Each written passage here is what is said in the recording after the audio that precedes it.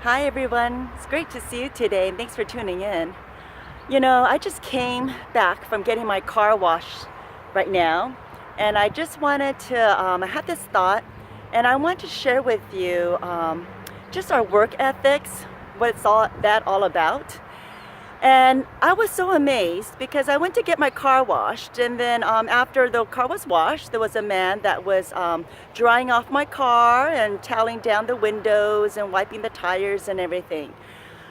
Wow, I was so impressed with this particular man. He went the extra mile and just bent over backwards to, I was very impressed with his work ethics. He seemed with a good attitude. He just went over and beyond and cleaned and wiped the windows and vacuumed and even opened up the trunk of my car and wiped inside and trying to figure things out. I was like actually really shocked. And I was just sitting in the waiting room as I watched this man taking good care of my car and put that extra attention and that work efforts into it. And don't we all appreciate good, hard workers out there? Well, it says, you know, Jesus wants us to work diligently in whatever we do with a good attitude and always honoring God in everything that we do. You know, and Jesus says for us to not become tired or weary in doing good, but to continue to do good in our lives. I don't know about you, but sometimes, you know, I consider myself to be a good person. I have a good heart, and I treat people well, whoever I come in contact with. You know, that's just part of our humanity. That's what we were just, hopefully, naturally, that's what we're supposed to do, be kind to one another. But sometimes, man, I get tired of consistently treating people good, especially if they tend to be really negative and just venting all of their junk on me, everything that's going wrong in their life, and any subject matter you come across with, it's always in a negative tone.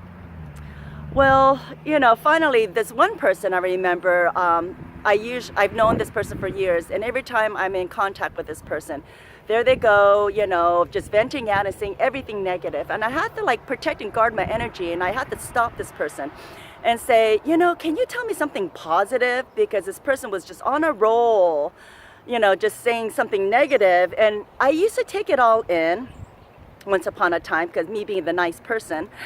And, but gosh, I would just be drained beyond, you know, like after work, I would come home and I just couldn't open my eyes. I was so depleted because not only physically was I working, but mentally I was just being so drained. And, you know, sometimes you just feel like, oh my, you know, you just get tired of doing consistently good and everything that you do.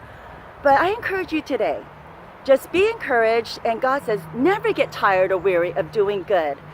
For let's honor God. Let's keep motivated and pleasing Him. And believe me, in time, the blessings will come. That is a guarantee. And that is God's promise. He likes to see our heart attitude and our work ethics. And He just always wants us to keep pushing up our sleeves and work hard for His kingdom work. Be good in this world for humanity. You know, don't forget why and who we're created to be, you know, to help one another, to serve one another.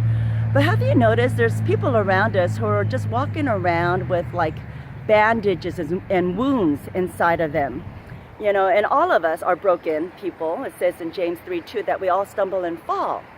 But when we come across people who are just broken, just like us in one way or another, some of us like to put a facade or a mask, you know, or we act like everything is perfect and great in our lives. But in actuality, you know, when we really face the truth, that is not true. You know, we cover up, mask, and things that are imperfections or our insecurities or our fears that I notice when I come across people, or even with myself too. So let us not forget the humanity of why we're created in this world, to be at peace with ourselves, and to know our true identity. You know, what is our identity? Some of us get so lost.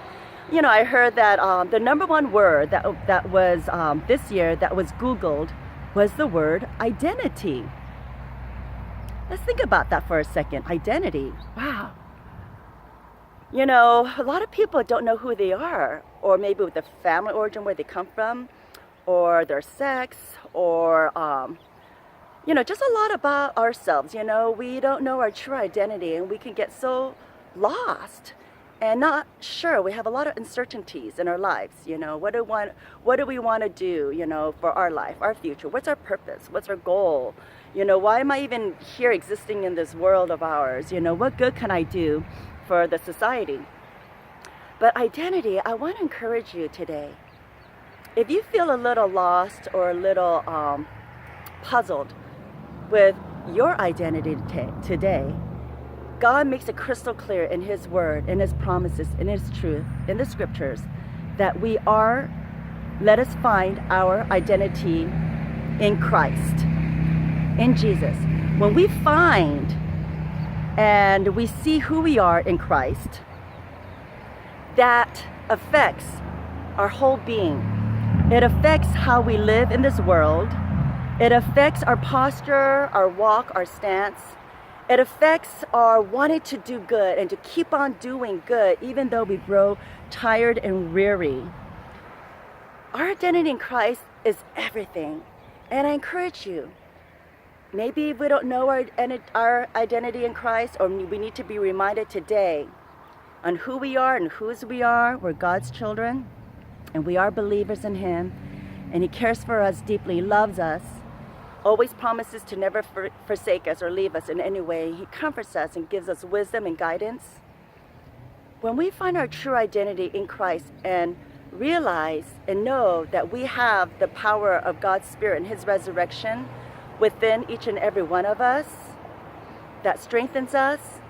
We have the power, and we have the ability to walk with our chins up, our shoulders back, and have that confidence of knowing who we are in Christ, and to be excited to live our God-given paths, whatever they may look like, and be excited to live this fulfilled, abundant life that God has given to each and every one of us.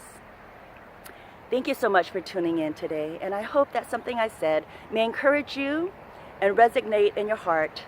And please, know within your heart, listen to that still small voice. If you feel a little lost today, know your identity in Christ and continue to keep on keeping on and to do good continually. Never get tired or weary, for God is with us.